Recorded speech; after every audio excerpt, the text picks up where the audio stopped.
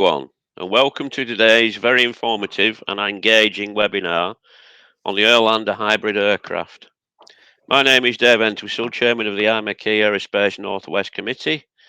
The presentation will include some historical notes about Airships, predecessor companies to Hybrid Air Vehicles Limited, technology, design and roles for the aircraft and current status of the project, with a Q&A session afterwards managed by Thurai Rulan, also a member of the IMechE Aerospace Northwest Committee. Today's speaker is Andrew Barber. Born in Yorkshire in 1965, Andrew grew up as an aviation obsessive. With sponsorship from Rolls-Royce jet engines at Derby, Andrew gained an aeronautics and astronautics degree in Southampton University. After 2 post-graduation years at Rolls-Royce, Andrew went to Lotus Engineering and then spent 12 years in the car industry, accumulating in his own sports car manufacturing business later on. In 2004, Andrew returned to aviation. Since then, Andrew has worked for 7 aviation companies, including, since 2015, Hybrid Air Vehicles Limited. For fun, Andrew has flown gliders and more recently small aeroplanes. Andrew takes great pleasure in a career of being well paid to play with large toys. So we're all looking forward to this one, Andrew. I know we've had some technical issues this morning, so it's slightly condensed, but I'm sure it'll be entertaining. So without further ado, over to you, Andrew. Thank you very much. Right, thank you, David. I'm not sure how big an audience I'm talking to, but anyway, hello everybody. So yes, that opening picture there, that is the aircraft on its first flight in August 2016. I'm in the control room for that, which is off to the bottom left somewhere. You can't see it. It's a bus, and keeping the log. And it was one of the more exciting days of one's life, as you can imagine. At that time, it was the biggest flying machine on the planet, 300 feet long, 92 meters, which translates to 305, isn't it? There is now a thing called the Strata Launcher, which is slightly bigger. And we don't have that aircraft. We retired that after various things. If you could click on one, please, Fiona. So the first thing that I always start these little talks with is just a little bit of history about airships, because essentially most people have only ever heard of one airship, and certainly anybody who works in journalism only appears to have ever heard of one airship. And we don't talk about that airship because it's roughly akin to saying every time Cunard launches a new ocean liner, yeah, but the Titanic sank in 1912, so they're obviously rubbish. So we, sorry, without a live audience, that normally at least raises a smile. So we don't talk about that one any more than Cunard constantly talk about the Titanic. So I want to point out first, top left there, Giffard, the first controllable powered aircraft, and this is not to denigrate the Wright brothers, who were absolutely marvelous scientists and engineers. They're often rather sold down by being described as bicycle mechanics. They built their own wind tunnel, they did proper research, they did flight tests properly. They were real serious engineers and scientists. However, 51 years before their controllable powered aeroplane, this gentleman, Monsieur Giffard, built the world's first controllable powered aircraft, which is that model. It is a model of which you can see there. Now, sadly, that was steam powered, and obviously steam is not an appropriate power source for any kind of flying machine, whether heavier than air or lighter than air. So it could only fly downwind, basically, but it was controllable in a downwind direction. 32 years later, these two, also French, I think, Renard and Krebs in 1884, so still 19 years before the Wright brothers, they built an aircraft with sufficient power to be able to fly an A-to-A flight, in other words, to fly back against the wind, or to fly against the wind and then come back downwind. I don't know which way around they did it. The other interesting thing to note is that was electrically powered. like motor cars, some of the early flying machines were electrically powered, and that is something that I will come back to, because airships are far more suitable to go to electric power with current technology. It's very difficult to do with aeroplanes, other than at the sort of leisure end of the market, and the less said about electric VTOL, the better. Really. Again, the world thinks there's only ever been about one airship, maybe two if you're British, because you've heard of the other one. But during World War I, the Royal Navy had 150 airships. They weren't very big, as you can see from that picture. They were what we would now build as a training ship, really, about 2,000–3,000 cubic meters at most. Our ship was 45,000 cubic meters. But they were very successful at keeping the U-boats down. And in those days, submarines were very slow under the water and had very limited endurance under the water. See above about batteries. So if they were forced to stay submerged, they couldn't catch the convoys, which were moving at maybe 6 knots, 8 knots. But the boats could only do about 3 knots underwater. They could do about 15, I think, on the surface. So as long as you kept them down, they couldn't catch and sink the convoys. And it's only necessary when you're protecting a convoy from the U-boats to have a nil-nil draw. Didn't matter whether they sank the U-boats or not, as long as they kept the buggers underwater, which they did very successfully. Immediately after the First World War, the R-34 was the first flying machine to cross the Atlantic both ways. Sadly, it did it about 6 weeks after the magnificent feat of Alcock and Brown doing it in their Vimy. The difference was at the end of the flight of the R-34, which went both ways, which Alcock and Brown could only come the way with the wind behind them. I'm not denigrating their achievement, which was truly magnificent. But the R-34 carried a couple of dozen people, one of whom was a stowaway, plus one cat who was also a stowaway. Went to America, came back again, and was in a usable condition at the end of the flight. But again, nobody ever mentions that in the context of First Airline. Of course, if the Americans, they don't even mention Alcock and Brown, they only mention Lindbergh. And then back to anti-submarine work again. During the Second World War and right through till 1962, the United States Navy had airships at the peak. Well, they built more than 150. They didn't have 150 in service at any single moment. But you can see they had them in service there in squadron strength. Again, they were very good at keeping the U-boats down, and basically, as pretty much with the Swordfish flying off the escort carriers and the IMechE ships, if you had air cover, you didn't lose ships. If you didn't have air cover, you lost ships to the U-boats.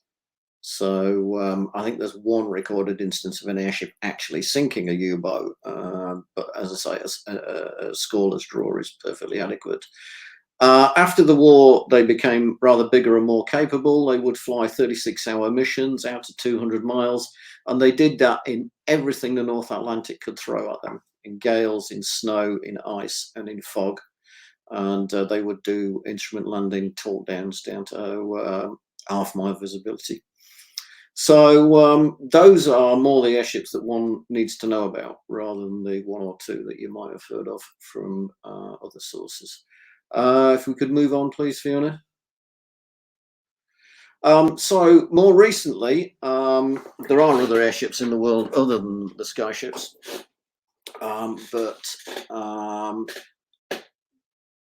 the immediate predecessors of hybrid air vehicles, which is the company that I work for, were, broadly speaking, Airship Industries, and there were a couple of others in between Airship Industries and us, but Airship Industries is the big one. That started in 1979 with the red and white aircraft top left. That's actually number 2, not number 1, but there aren't many pictures of number 1. Well, that's number 2, Bravo India Hotel November, which I went to see as a very young Cub Scout leader in about 1983. And there's a picture over the 2 sheds at Cardington, and then there's other pictures of other Skyships, as you can see there, over central London. The one top right with the Australian Lager badge is indeed in Australia. You've got 3 of them. There were 16 of these things built.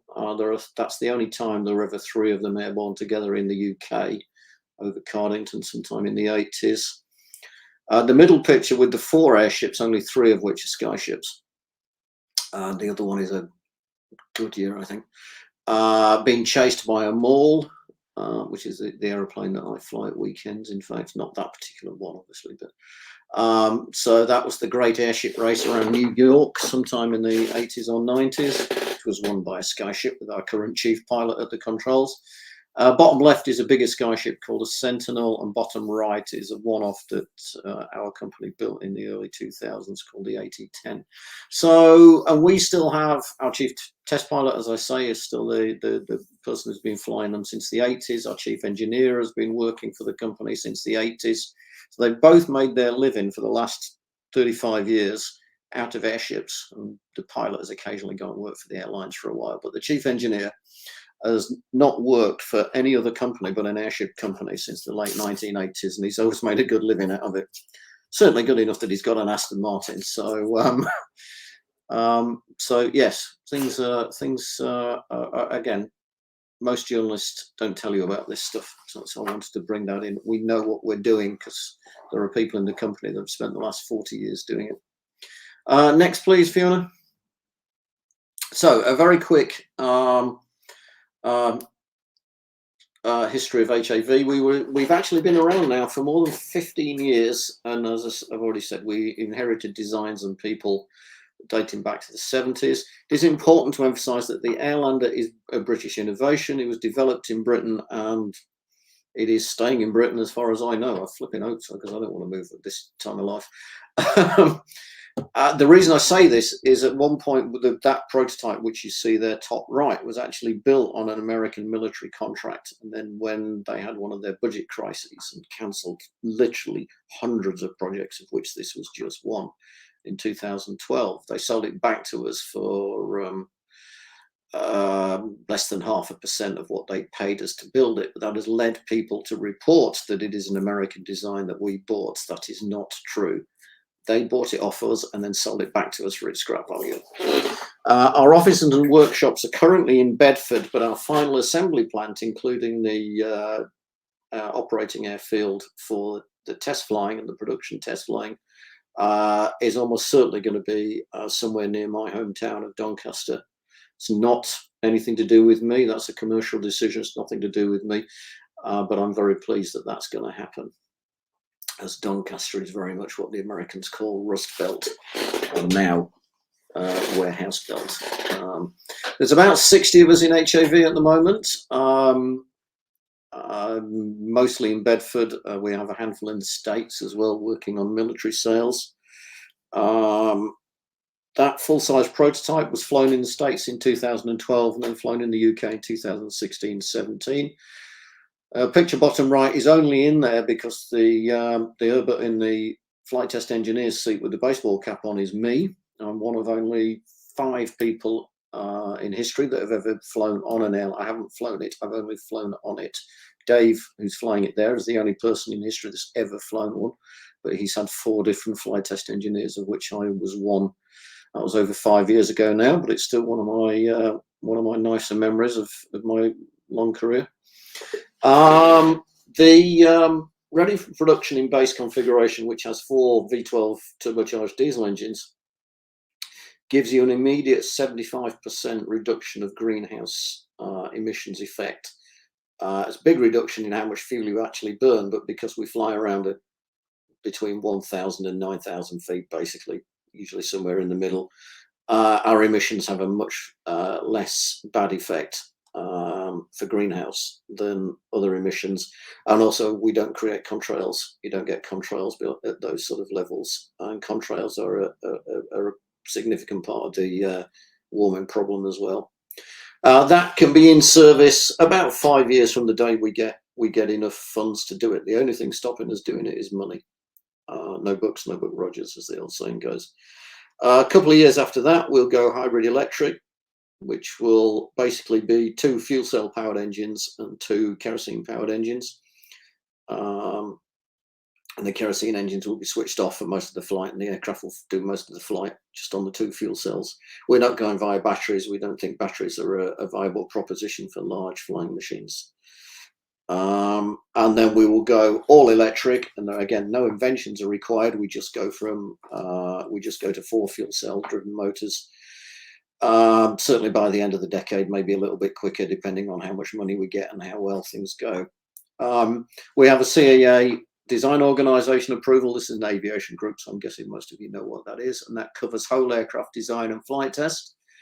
There are not many of those in the whole of Europe. When we were under EASA, I think we were one of about 7 of those that exist. Well, large aircraft, there are lots of them for small aircraft. And we also have a CAA production approval. So we are, thoroughly checked out every year, as those of you who are in this business know, by the regulator, whether that was EASA or the CAA. Next, please, Fiona. So one of the things I want to emphasize, and most of the pictures you will see in this presentation are photographs. We are not a bunch of dreamers in our bedrooms doing CGI. It's really easy these days to produce a very convincing looking video of something that actually only exists in CGI and doesn't have to obey the laws of physics. We've proven that our aircraft obeys the laws of physics. These are all photographs. So the 3 big ones are the full-size Airlander, 2 of them in flight and 1 of them in the Cardington shed. It's so big, by the way, but it only fills half. You could get 2 in the Cardington sheds. In each of the Cardington sheds, you could only get 1 of the big rigids from the 30s. The workforce in that indoor shot is our peak workforce in 2016. There's about 120 people there. I don't know whether I should be proud or ashamed that I am the only person not wearing a hard hat and a reflective jacket. And then the one top right is a scale model. It's about 1/7 size. It's about 15 meters long, about 50 feet long. So 1/7 volume, obviously not linear dimensions. And that was on an artificial lake that we created at Cardington, just to prove that we could do water landings, which are an important part of what we're going to do next. No one else has done this with a lifting body airship. I'll come back to what that means in a bit. So all our predictions, simulations, and our flight simulator is very important to us. I was flying that yesterday. Are all based on our unique set of full-scale data. We are the most experienced airship design and test team on the planet, but Zeppelin, Goodyear, and to some extent VDL, there's 2 in Germany and 1 in America, have far more current operational experience than us, and we certainly have a lot of good contact with those companies, especially Zeppelin, who've been operating their new technology Zeppelins for over 20 years now, providing commercial air transport in Germany, and they're very good at it. And it's a marvelous thing. I did manage to blag a ride on it last summer, which is also a very pleasant way to spend a working day, or a working Saturday anyway. Next, please, Fiona.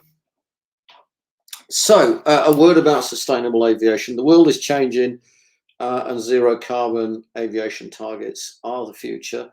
At the current moment, aviation's share of that's actually the figure bottom right is actually for US greenhouse gas emissions, but the figures are not very different for the whole planet. Aircraft at the moment are a minuscule part of the greenhouse gas problem, but hopefully the rest of the world, which has a rather easier task at not using greenhouse gas or emitting greenhouse gases than aviation, will get its act together.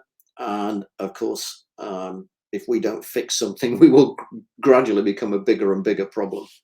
And as I said earlier, it's not just about percentages, it's about where you do it and the contrails that you create as well. Bottom left is just an illustration. It's a third-party illustration. That's not from us. Well, both of those are third-party. You'll see that if you want to be economical with greenhouse gases, you need to travel by boat or train. At a push, large road vehicles. Small road vehicles are not so good. And aeroplanes are obviously very high. That's basically kilograms of CO2 per ton kilometre. And of course, helicopters are even further over to the right. Anything that does vertical takeoff is very energy hungry. See previous remarks about the applicability of batteries to electric helicopters. So compared with an aeroplane delivering a similar useful load of people or cargo, the Airlander burns less fuel, is much quieter, because you're not burning so much fuel, you're not creating so much energy release, so therefore you're making a lot less noise, and you're not going so fast, so you don't have the airframe noise. It's not all about engine noise. In fact, something like an A380 in landing config with the engines powered back and everything hanging out, the noise is airframe noise. It's a bit like, actually, if you drive around with the windows down or the roof down, if a Tesla goes past you, it's no on the motorway, it's no quieter than a gasoline or diesel powered car going past you, because it's not actually the engine that's making the noise. And as I've already said, helicopters are noisier and more energy intensive even than aeroplanes. Oh yes, and we don't require the carbon required to build big paved runways either. So we have a massively reduced, we need small grass fields, not big paved runways. So there's a double environmental benefit there. Next, please, Fiona. So just again, to reiterate that, because this is really a very significant selling point. Early in the company's life, in the 15 years ago, even 5 years ago, this was not quite so bothered about. But I think people are increasingly getting the green thing. I mean, lots of people still don't, but people are increasingly getting the green thing. And obviously, when they saw clear skies during lockdown, it may have helped. So the benefits of doing buoyant flight, which is what we do, is that the fixed mass of the aircraft is constantly supported by lifting gas. Obviously, in an aeroplane or a helicopter, you're having to burn fuel, or at least provide energy in some way, to create lift.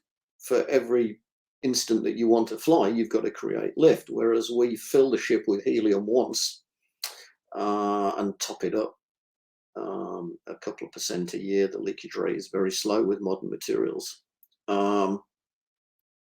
And then basically the fixed mass of the ship is permanently lifted by the helium. And that's where you get your instant CO2 reduction, even though you're using kerosene burning engines. You're only burning enough kerosene to push it forwards, not to lift it up as well. It's a well-proven concept, buoyant flight, but it certainly has lots of room to be fully developed. There's only ever been about 1,100 airships flown in the last 150 years that they've existed, or more than that actually. But the environmental potential is there for all to see. We have a similar payload range to a Dash 8, which is a big twin-engine Bombardier built, or originally de Havilland Canada built turboprop that you might, if you've gone over to Belfast or down to the Channel Islands or something like that, you may well have been on one.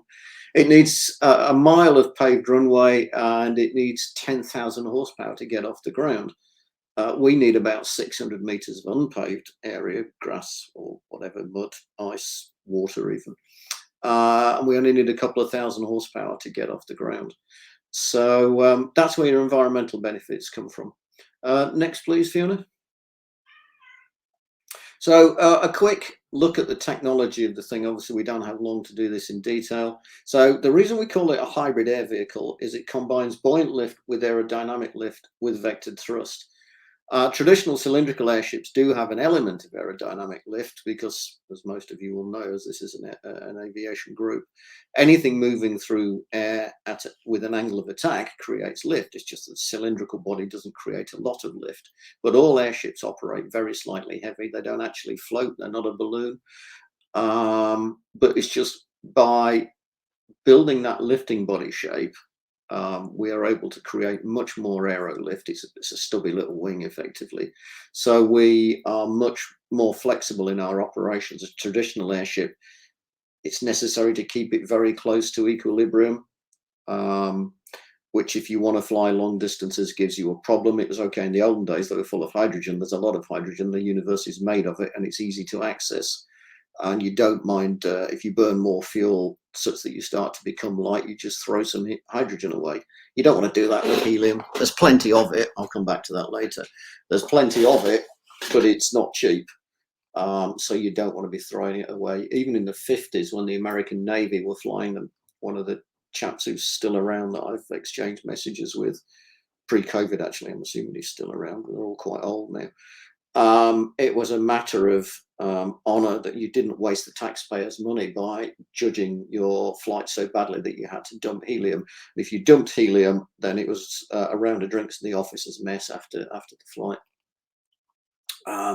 But they also would pick up water at the end of their flights, which is certainly an option, but is much less necessary for what we do.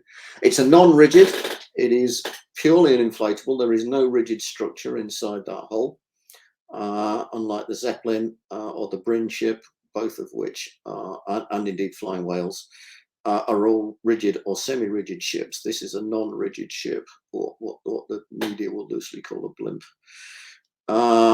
We vector the front engines. The rear engines have vanes on them to direct the thrust. That's where all the vector thrust comes from. We also have a bow thruster, much like a large surface ship, because obviously, although we have those very large control surfaces on the tail fins, they're not a lot of use when you're not moving forwards with a reasonable airspeed. You have control authority from about 15 knots, and you're airborne somewhere between 25 and 30 knots, depending on heaviness.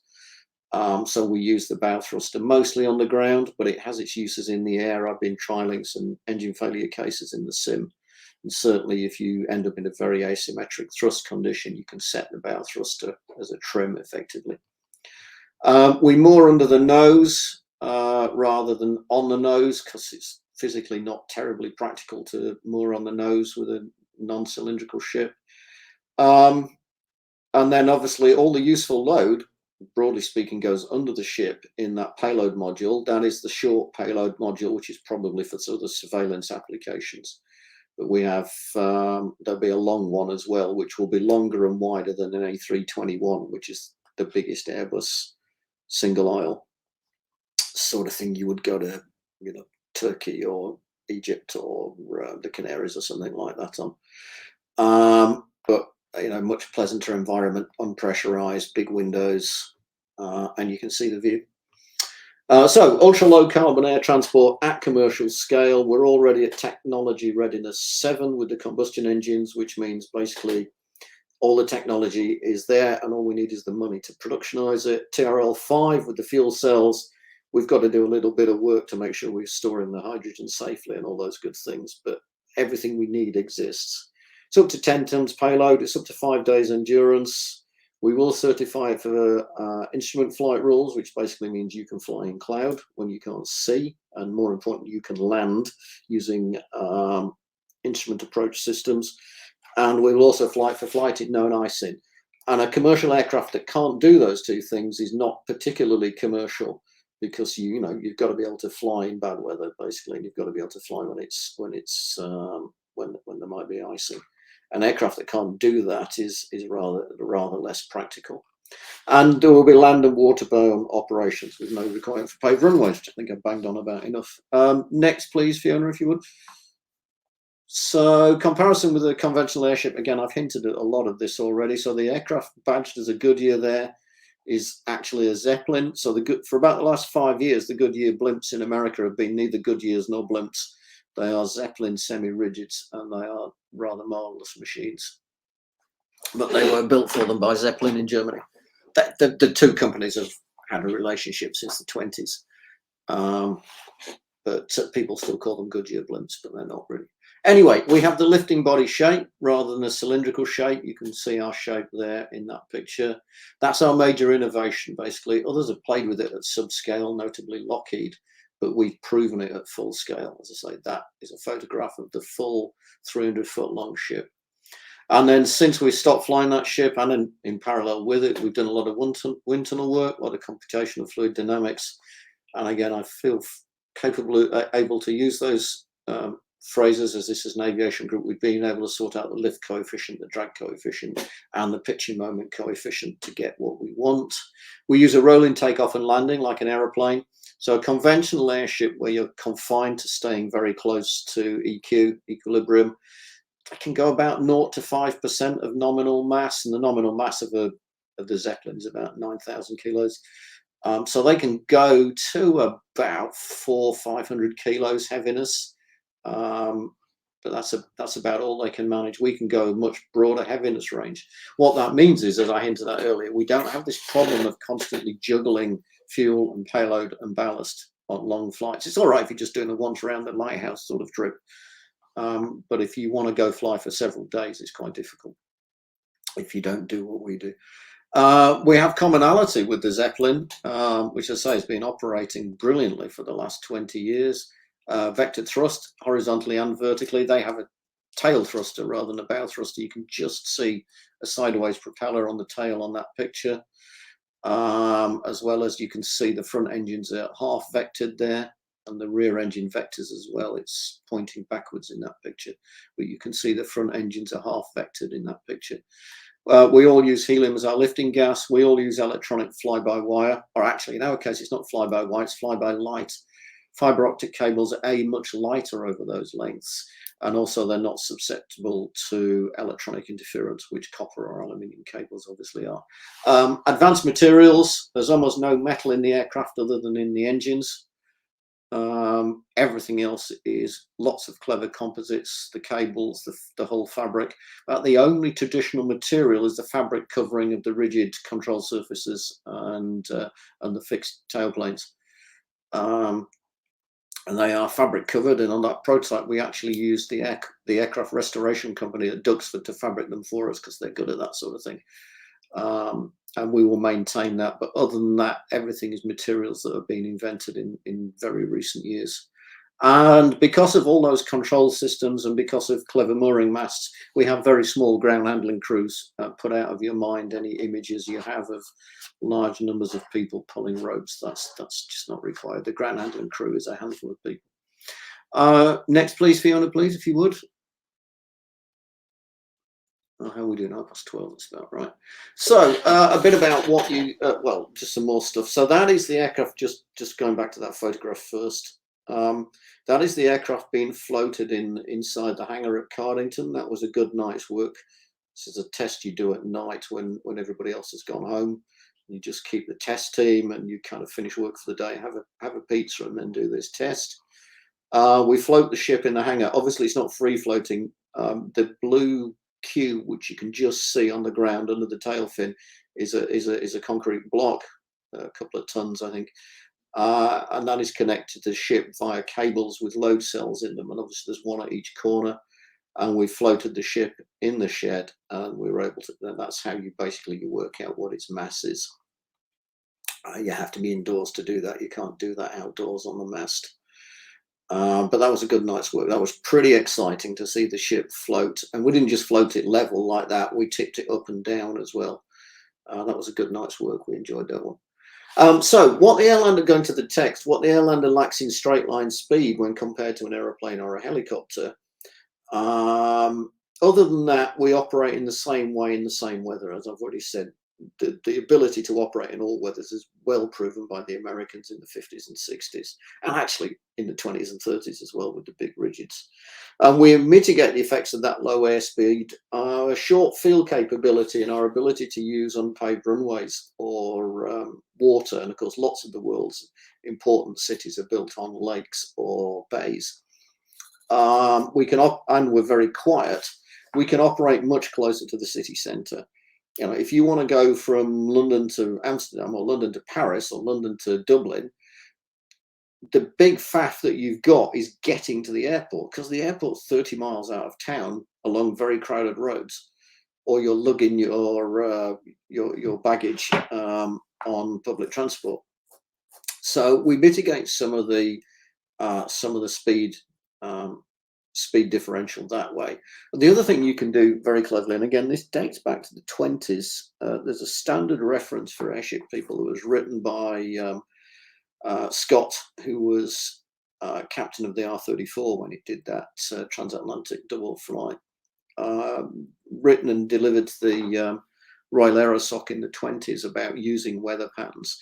So again, I think you're aviation people, so you know that the wind rotates around a weather system. So rather than just ploughing through that weather system, you route yourself which side of the weather system the wind is blowing in the direction you want to go. And it's just akin to aeroplanes using the jet stream, which you've probably heard about. We use modern aviation engines. These German engines made by this company, Reichling Engine Development. It's an exclusively aviation engine. They designed it from scratch to be an aviation engine. 550 horsepower V12 turbo diesel.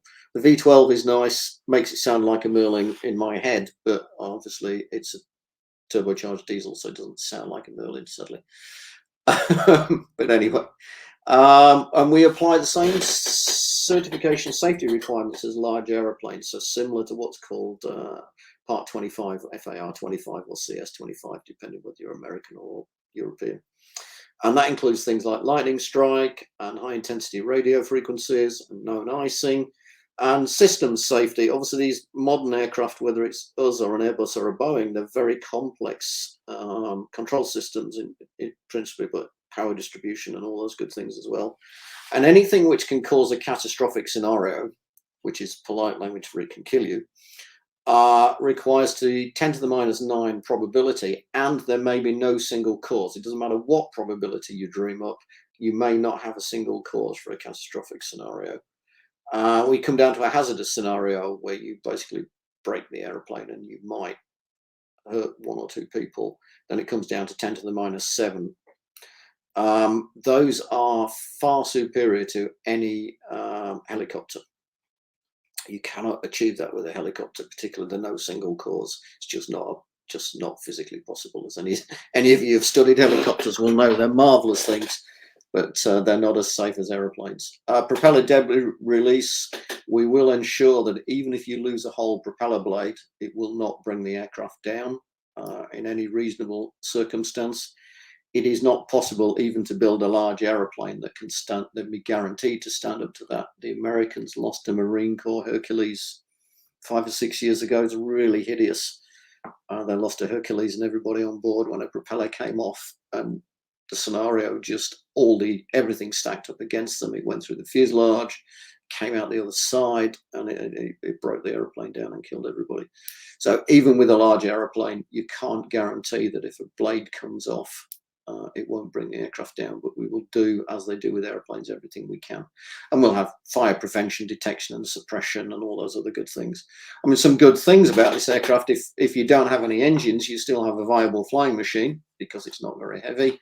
You can dump what fuel you have left and basically float down like a balloon. You can't do that in an Airbus or a Boeing. They do come down rather quickly, and unless you're lucky and there's a runway in front of you, you're going to have a very bad day indeed. And it has a lot less catastrophic scenarios than a large aeroplane. Next, please, Fiona. Just going back to these intercity routes, so just to show you, this is we have this set up for various city pairs in the world. If you care about your greenhouse gases and you've got a medium range overland journey, Paris to Nice, something like that, you should go by train. You shouldn't be going by car or aeroplane or even Airlander. You should be going by train because, as we touched on earlier, trains are very efficient. That doesn't work if there's water in the way. So if you want to do Liverpool Belfast or London Dublin or London Amsterdam, or you want to cross the Great Lakes, or you want to go from to pick one relevant to our public customer for the aircraft from, say, Barcelona to Ibiza, there's no trains because there's a great load of water in the way. Actually, London, Paris, that doesn't work because there is a train service between London and Paris. And it's very good. We used it recently and it's really rather good. But anyway, point is, if you do it by Airlander, and we're talking city centre distances here based on you operate off the Mersey and into Belfast Harbour, it's about 5 and a bit hours by Airlander and it's less than 5 kilos CO2 per passenger. If you do it by aeroplane, it's still 4.5 hours. But it's best part 68 kilograms CO2 per passenger, which, if one cares about these things, obviously is a massive difference. You can go by boat and get down to the 5 kilos CO2 per passenger again, but then it takes you 9.5 hours. So that's the selling point over these short haul routes. I always say we're not claiming we're going to darken the sky with Airlanders, but there are, so as with helicopters, there are a lot of niches where it can do a lot of good and be rather pleasant as well. Next, please, Fiona. I don't know whether you can see the cat's just jumped up on my desk. You may at least see its tail. The joys of working at home. So this is what it will look like in an economy class layout with about 100 people on board. the reason that you can afford to give people that level of comfort on it, but in an economy price, is we're not burning the fuel, but the physics of the aircraft is we hit our mass limit before we hit our volume limit. In an aeroplane, it's kind of, unless you're carrying bulk cargo. In an aeroplane, you tend to reach your volume limit in passenger operations before you meet your mass limit. So you ram people in these horribly uncomfortable seats that are very close together. That's not how it works with an airship. So plus we had those big windows, plus it's not pressurized, you're breathing real air. I mean, on a nice day, you can open the windows. When I went in the Zeppelin last May, it was a lovely day. We were floating around south of London, and we opened the windows. It's great. And we could hear the traffic on the M25 over the sound of our own engines. They're very quiet and they don't vibrate. And when you're moving through the air, I was looking down at my phone, making notes and stuff, because it was sort of a work trip. And you look up and you realize the aircraft is moving around, it's pitching a little bit, it's changing direction a little bit. You don't feel it. It does everything with such low force. Your ears don't detect it, and therefore there's no disconnect between your ears and your eyes. Therefore, you don't feel ill. So they're very, very comfortable. But yes, the reason that is an economy layout, not a business class layout, is, as I say, the fact that we are mass limited rather than volume limited. That's the full length cabin, of course, not the short cabin that was in the picture earlier on. Next, please, Fiona, if you would. So, so that economy cabin is what Air Nostrum of Spain have signed up for. They're going to take something like aircraft number 6 through to aircraft number 15, something like that. Aircraft 2 and 3, one we'll probably hang on to and rent it out, but aircraft 2 and 3 are going to people that are going to equip it more like this, and they're going to do things like 3-day scenic cruises. And they will have this lounge up front, and then down the back they will have passenger suites, double suites, each with their own toilet and shower. About 8 crew. That's a mixture of domestic staff and pilots. And again, with the long payload module, so you've got room for all those bedrooms. There's a company in Sweden called Ocean Sky who will sell you a ticket to do this. You will go from somewhere near the Arctic Circle, you pop up to the pole, you'll have lunch at the pole and come back again. It's about £50,000 for that. That is for 2 of you. You can take a friend, but they are all double suites. There are no twin suites, so it's got to be a good friend. And that will be the early adopters and probably a minor part of our market into the future. You can imagine the experience you're going to have at 2,000 feet at 50 miles an hour in almost perfect silence and no vibration. But it is a rich person's sport, that one. Next, please, Fiona. This aircraft with its 10-ton capacity is a little on the small side for a freighter. You don't see that many Dash 8 freighters. They do exist, but freighter needs to be bigger, and we have concepts for an aircraft 5 times the volume, so about a third bigger linearly, because obviously 1.3 times 1.3 is about 5. You're all technical people, you know that. This is flexible logistics with the short payload module. You can see you have the overhead beam so that it's self-handling, so you can go into austere areas. There's some figures there for performance. That is, you can see that it is sort of a military payload, really. Again, if you're going large distances, you do need the crew accommodation and you take extra pilots. There may be limited civil roles for cargo for this aircraft at this size, but probably more a military role. Next, please, Fiona. The other military role, which actually was the original concept that the Americans paid us to do, and then, as I say, they had their budget crisis and didn't do it, is actually this communications and surveillance role. Basically, the thing is so big, has so much electrical capacity and so much ability to dump heat, which, of course, with electronics is incredibly important. It's one of the things that is very difficult with the sort of bizjet-based comms and surveillance aircraft, which they basically use at the moment. You can put all the sensors in one aircraft. You can put it in the same place for some days, and therefore you have a lot less breaks in the data chain, and therefore you make a lot less mistakes, and you have a lot less integration problems. Those of you that follow these things will know there's an intermittent presence of Western military surveillance aircraft over Poland, Romania, and other points on the eastern boundary for the last 12 months for fairly obvious reasons. They are expensive. Most of the platforms are very old. You need lots of them for the reasons that I've said about you can't carry everything. And they're very easy to find and kill if the war got hot, because they're very big. They're made of metal, and they have two or four turbine engines chucking out heat, and they have massive radar signatures. The Airlander has none of those things. It has almost no radar signature. It has almost no heat signature. It's very difficult to find, especially on a cloudy day. So that's a role, but we haven't actually got any customers for that one yet. But the Americans talk a lot about it. Anybody who's followed the V-22 story, it took them about 20 years to sell the V-22 into the American military. Now they're buying hundreds of the buggers. Next, please, Fiona. So yes, just an operating point, and this is sadly where the lack of a video is slightly limiting what's happening.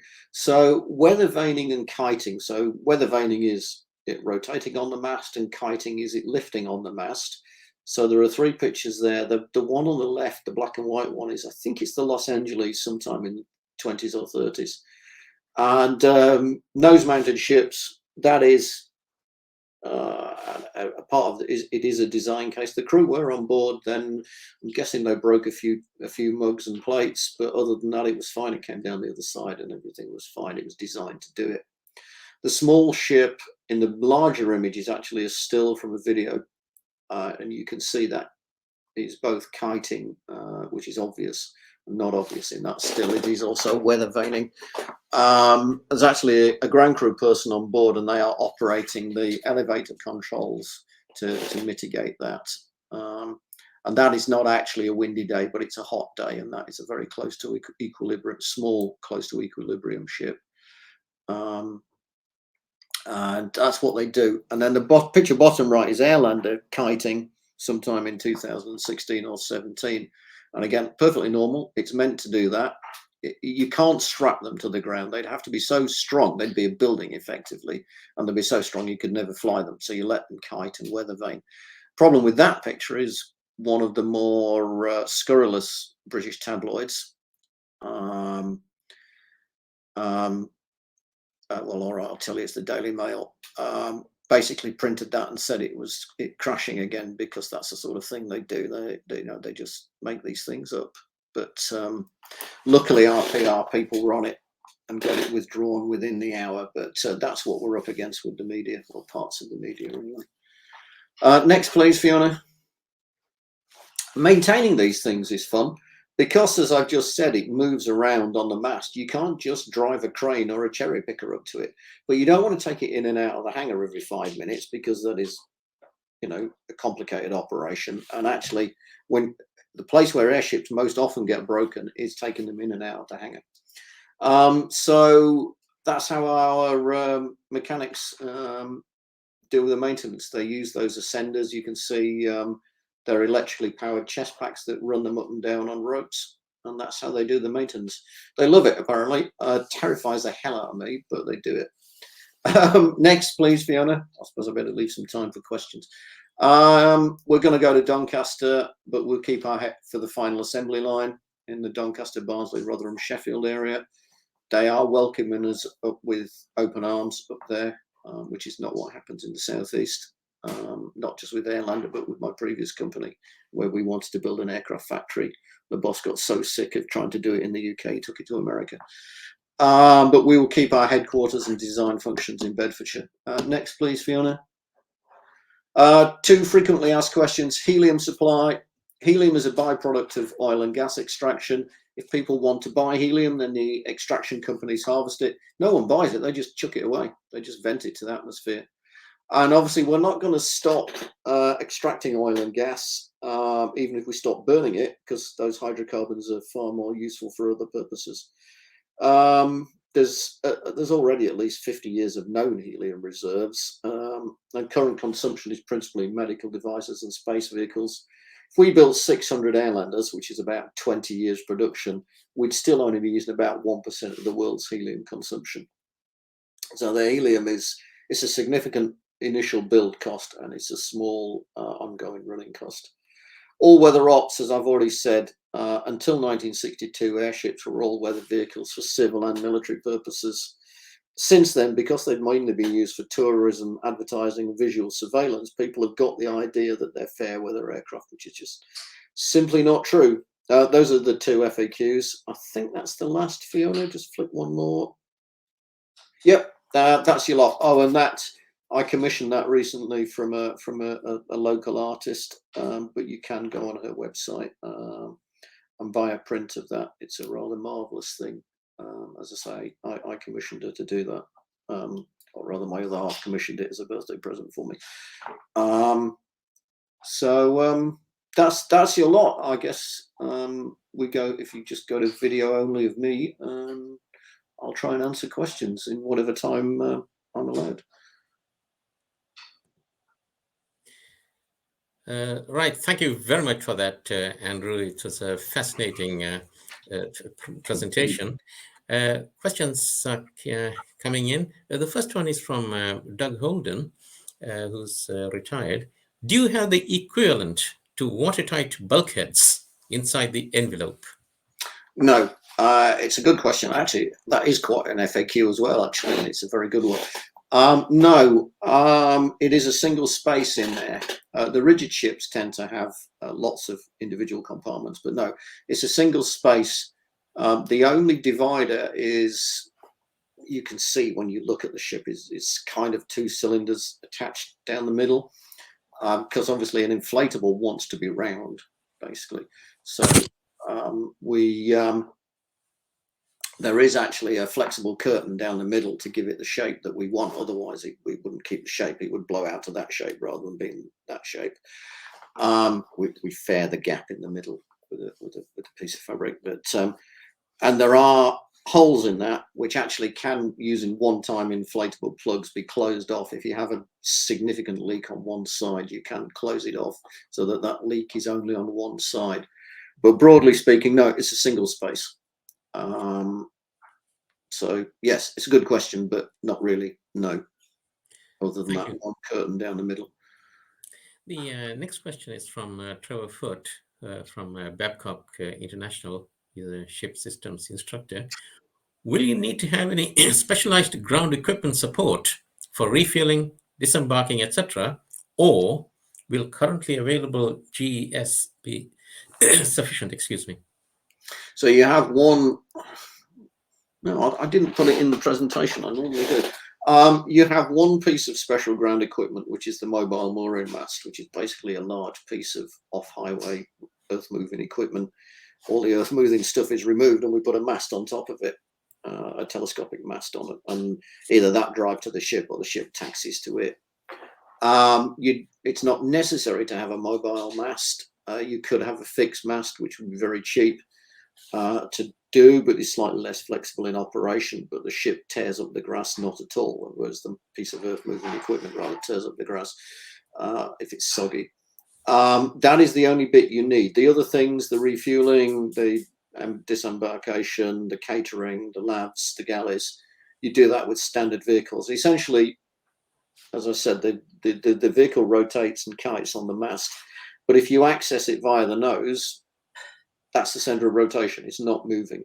So even if the ship's moving, it's not moving at the nose. So you put the entrance door one left effectively, or door one right, exactly like you do on a large aeroplane, and you deliver people via the nose. You always approach an aircraft from the nose, very much like a helicopter. You never approach a helicopter from the tail, but that's for a different reason.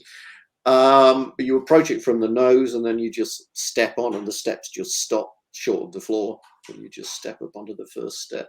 And we'll have ways of dealing with passengers of reduced mobility as well, which is, not only a sensible social obligation, is actually a legal obligation anyway.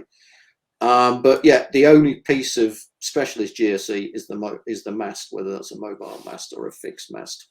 Mobile mast is a few tens of thousands of pounds, I guess. Well, probably a bit more actually when you do a brand new one. But the other stuff is just the fixed mast would be relatively cheap.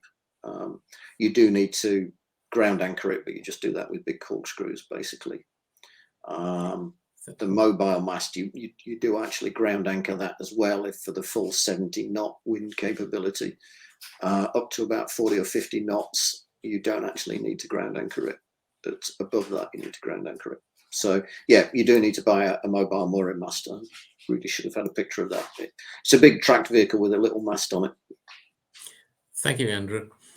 The next question is from Stanley Rutter. IMechE, he's a project engineer. What is the skin of the Airlander made from, and how is it shaped? Excellent questions both. So it is a flexible composite material. It's about the thickness of a heavy paper. It's not even really the thickness of a piece of card. It's about the thickness of heavy paper. It gets its principal strength, which obviously is tension strength because it's a pressure vessel. So essentially it's always in tension, from a fiber called Vectran, which is one of these woven artificial fibers.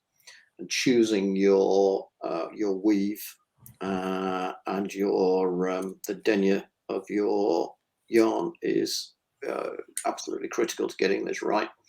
And then that is bonded by various polyurethane substrates with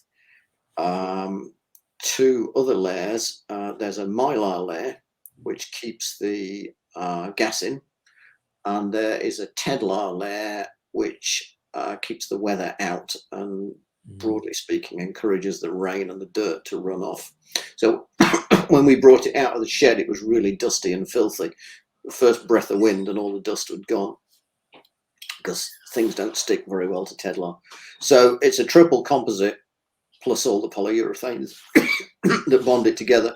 The different layers are bonded with different polyurethanes, making this thing, which is done in the States by Warwick Mills, I think. Well, I think it's Warwick Mills.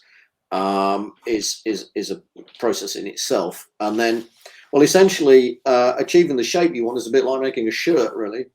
You have to reduce, or the roof of a convertible sports car is another one in my background. You reduce your three-dimensional shape to a series of two-dimensional panels, which you then, people who know how to do this, high-end tailors, effectively, a company called ILC Dover in the United States, where are they? Delaware. They are the world experts in this, and they reduce it to a series of two-dimensional shapes, lots of them, and some of them very big indeed. And then they bring them to your factory. So in our case, it will be to Doncaster. And they send a team which then glues and seam welds them together.